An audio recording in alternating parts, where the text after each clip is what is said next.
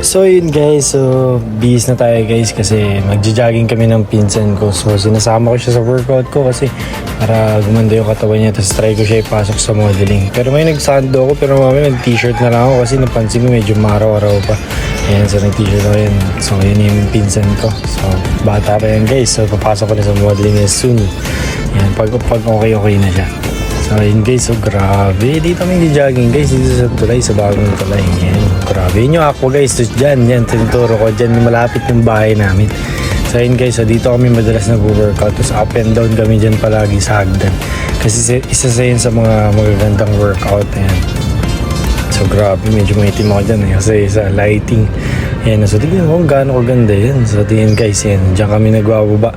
Baba kami dyan, tapos sakit kami, ganun. So yun yung mga workout namin guys. Ayan.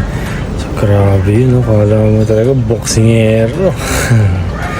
Grabe, sabi ko dyan, okay na yan. Ayan, so siya naman paakyat. Ayan, so ganyan ang workout namin guys. Kasi yun yung isa sa pinakamaganda makaburn ng fats. So grabe.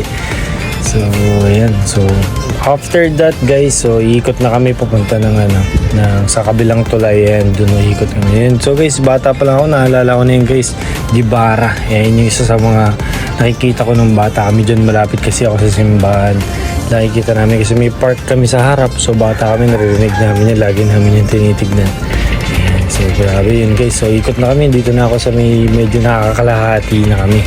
Ayan guys, so dito kami banda nag-jogging. Ayan yung Gibara, medyo malapit-lapit na siya sa bagong tulay. So dito pala guys, sa poblasyon na kami sa Makati. Diyan minsan naglalaro ko dyan, nagbabasketball ako. Diyan ang rota namin ngayon pag jogging. Gandun sa may lumang tulay. Ayan.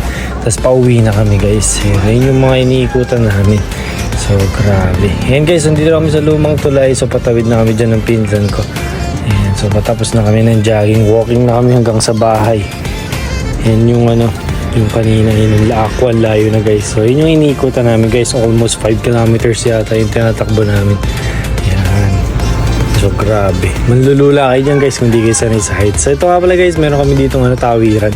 So kung tinamad ka na, pwede ka magtawid dun. Pag tumawid ka dun sa poblasyon na yan sa Makati. So yun guys, so ito na nga pala yung pinaka namin. Yan, ito na yung pang ending namin. So pinakita ko na siya. So yun guys, soon makikita